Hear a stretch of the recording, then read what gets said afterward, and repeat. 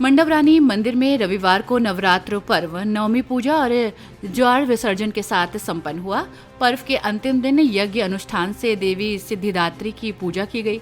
सैकड़ों की संख्या में महिलाओं ने सिर पर ज्वार कलश को लेकर ग्राम झिंका के निकट हसदेव नदी में विसर्जन किया।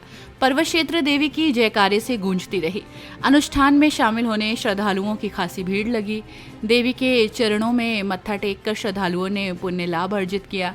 नवरात्र पर्व का अंतिम दिन होने से मंडवा रानी मंदिर में देवी दर्शन करने के लिए श्रद्धालुओं की सुबह से ही भीड़ लगी रही।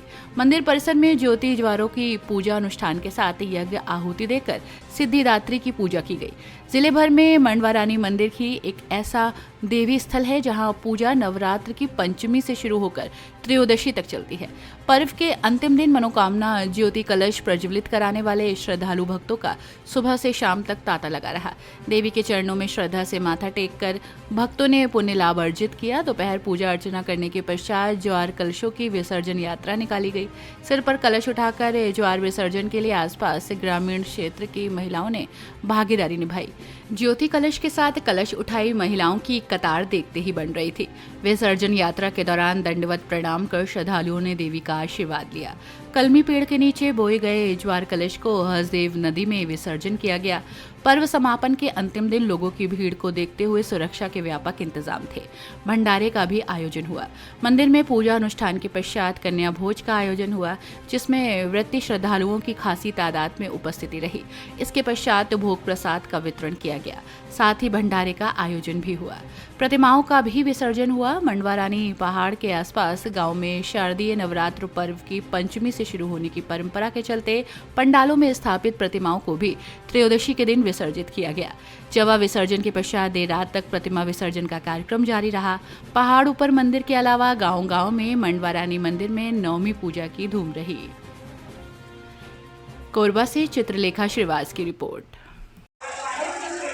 अपन परिचय बताते हुए आज नवरात्रि के अंतिम दिवस पर बन्ना बनिया भोजन खिलाया जा रहा है, द्वारा विसर्जन किया जा रहा है माँ मड़वा रानी दाई के दरबार में। तो किस प्रकार रहा इस प्रकार की नवरात्रि?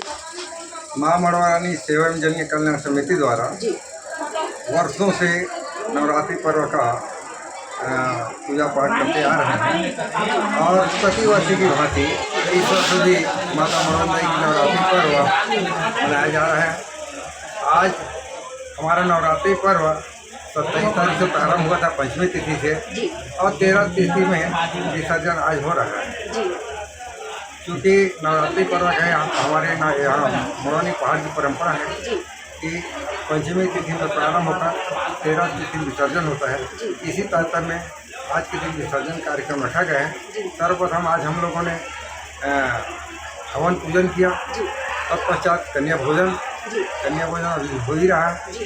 कन्या भोजन के बाद हमारी कलश यात्रा मड़वानी पहाड़ पर मंदिर हमारे मेन पिंडी दर्शन जहाँ माता साक्षात विराजमान है वहाँ से नदी के लिए प्रस्थान करेंगे। इसमें विसर्जन में हमारे वाद्य यंत्र, कर्मा पार्टी और सामूहिक नृत्य के साथ भव्य शोभा यात्रा के साथ कलश का विसर्जन किया जाएगा। बताएंगे पिछले वर्ष की भांति इस वर्ष काफ़ी भीड़ नजर आ रही है, क्योंकि 2 दिन बारिश की वजह से श्रद्धालु जन लोग थोड़ा नहीं आ पाए थे और अभी जो है अंतिम दिवस में इतनी भीड़ है लोगों की, इस विषय पर आप क्या कहेंगे? ऐसा है कि इस साल नवरात्रि पर्व में बरसात ऊपर से वर्षा भी हुई है तो उसमें लोग जो चढ़ने वाले थे पहाड़ पर कुछ नहीं चढ़ पाए और आज का अंतिम दिवस है, इसलिए सौम्यों श्रद्धालुगण मन में श्रद्धा है कि मैं नवरात्रि पर्व के बीच में एक बार पहुंच ही जाऊँ।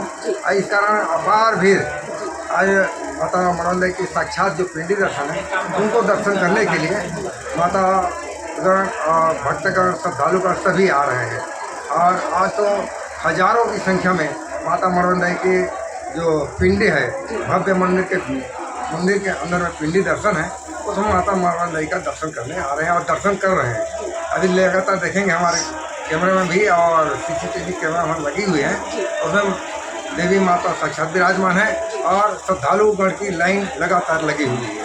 अब बताएंगे जैसे भक्तजन आते हैं बाहर से, अभी इतने काफ़ी भीड़ संख्या में उपस्थित हो रहे हैं, उनके लिए क्या क्या व्यवस्था यहाँ पर होती है? जितने भी भक्तगण आए हुए हैं समिति द्वारा पीने की पानी की व्यवस्था की गई है। और पानी के साथ साथ अभी हवन कन्या पूजन होने के बाद लोगों को प्रसाद का वितरण किया जाएगा और प्रसाद वितरण भी चलता रहेगा और कलश विसर्जन की कार्यक्रम भी हमारा जारी रहेगा। पिछले वर्ष की भांति इस वर्ष में क्या अंतर देखने को मिला? पिछले वर्ष की भांति इस साल आज अंतिम दिवस में पानी गिरने के कारण बहुत ज़्यादा भीड़ लगी है।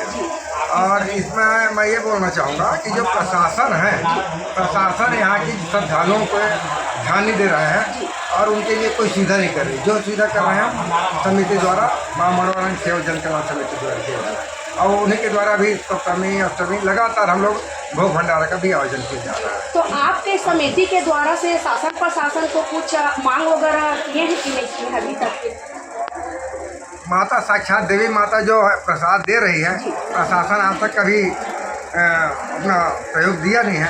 उनसे हम लोग हर साल पत्र व्यवहार करते हैं, बाकी उनकी जो इच्छा होती है वो अपना करते हैं। और न तो रोड का रास्ता का कहीं वो लोग सुविधा प्रदान नहीं किए हैं। हम लोग ना पार्किंग व्यवस्था हो, आवागमन के रास्ता सुदृढ़ हो, इसलिए पुलिस व्यवस्था की मांग करते हैं।